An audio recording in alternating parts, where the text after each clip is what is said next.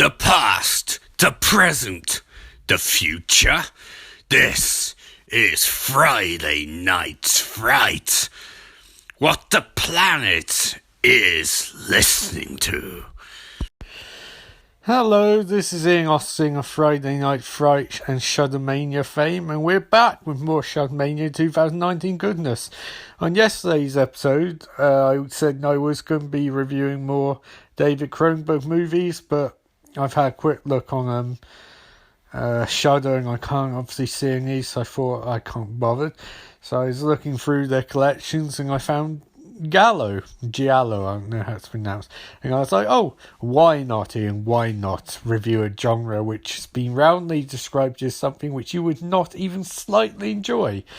And hey, if we're on the subject of not slightly enjoying movies, why not venture the path of Dario Argento, whose claim to fame is making movies with more atmosphere than plot, with minimal scripts and just generally directorial led, which could be interesting, but at the same time me worried because his movies sound strange.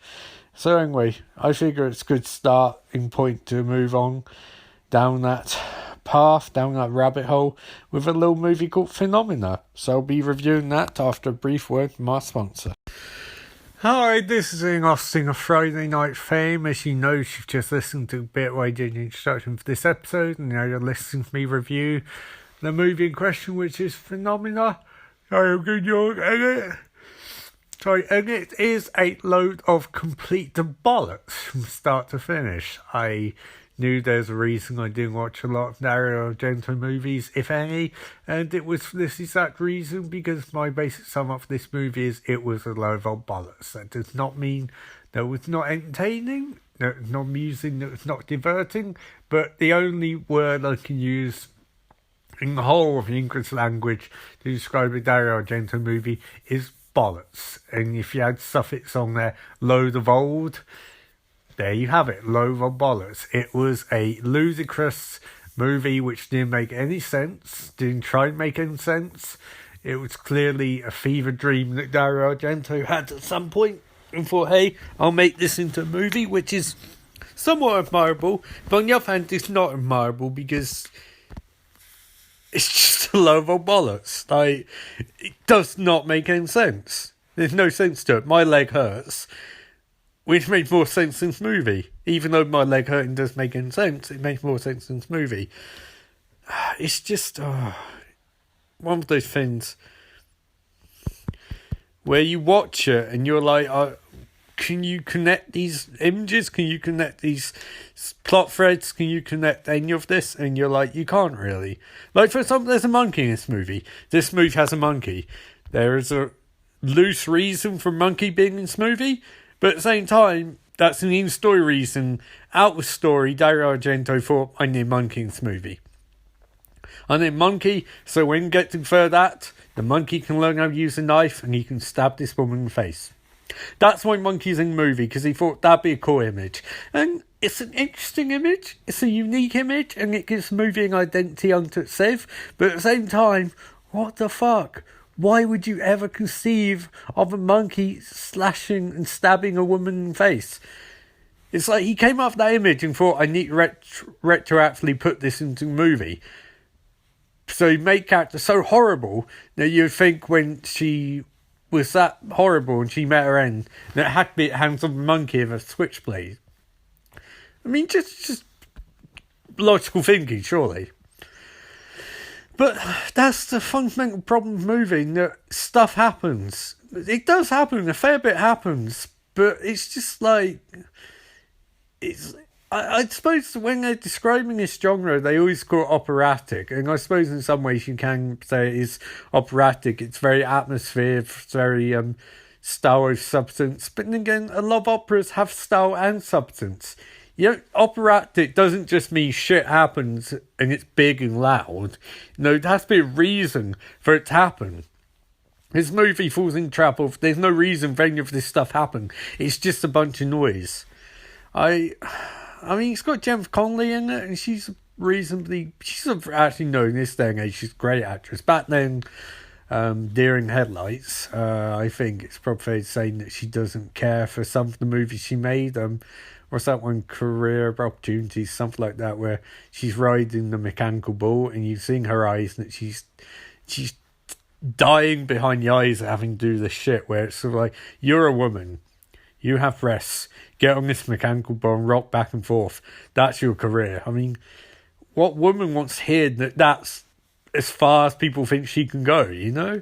And this movie, it's sort of, she gets a bit more to do. She has mutant power to talk to insects, which is a very strange mutant power. It's actually mutant power. I think it's called insectokinesis or something like that. There's probably more technical term for it, but essentially she can talk to manipulate insects, which is actually quite an interesting power, you know, and quite cool thematically. If not in the hands of someone whose obsession is how much gross shit can I show on the screen, because the amount of fucking gross looking bugs he shows, like, there's no light in them. I mean, I don't know whether it'd be worse if he would light them or if he lit them with a glow, with a nice warm glow, like he's almost fetishizing them. That'd be weirder, but at the same time, just showing a matter of fact, it's like you're playing up how weird this is to a bizarre extent. Someone like Tim Burton would lit this with a warmer hue, but at the same time, I understand, you know, this is not a Tim Burton movie, it's a Dario Argento movie. It's just, I don't particularly think I'd really get that much out of Dario Argento movies. And saying that, I do respect that it's clearly got an aesthetic of its own. He's got his style and all of that, and that's cool. The only problem is that his style is essentially 10 music videos jammed together with increasingly loud, obnoxious music, which goes against everything that's happening on screen. To the point where you're wondering, it's like he had an idea for a couple scenes, and he had an idea for a couple music videos. Indeed, I think there's a band list in credits, and I would not be surprised if A, either is in band, or B, friends with someone in the band. But at any rate, it's just really loud and obnoxious, and it doesn't mesh with what's going on in the scene at all.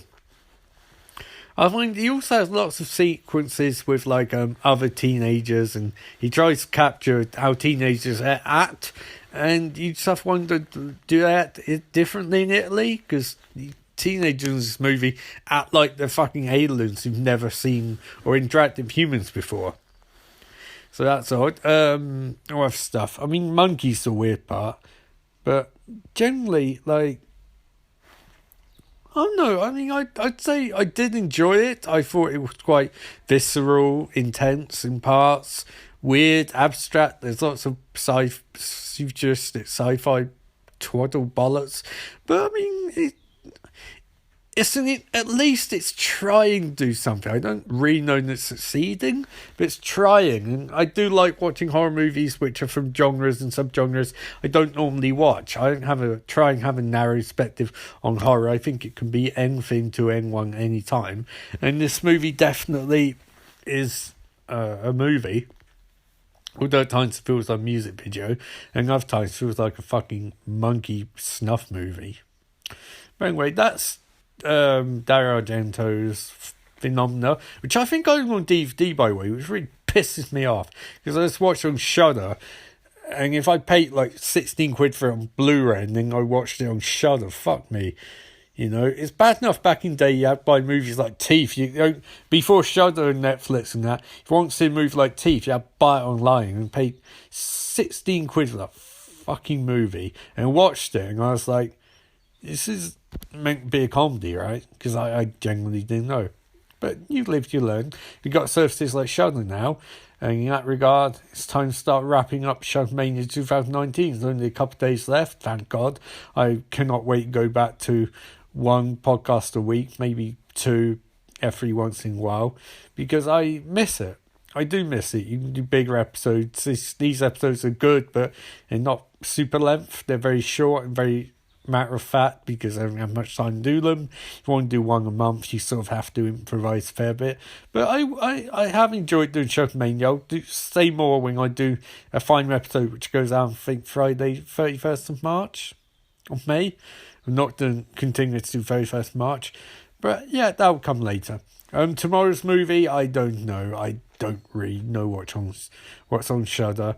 Maybe another Gallo movie. Maybe a Mario Bava movie. Who knows? Anyway, until tomorrow, this is Ian Austin signing off saying, remember, life is beautiful.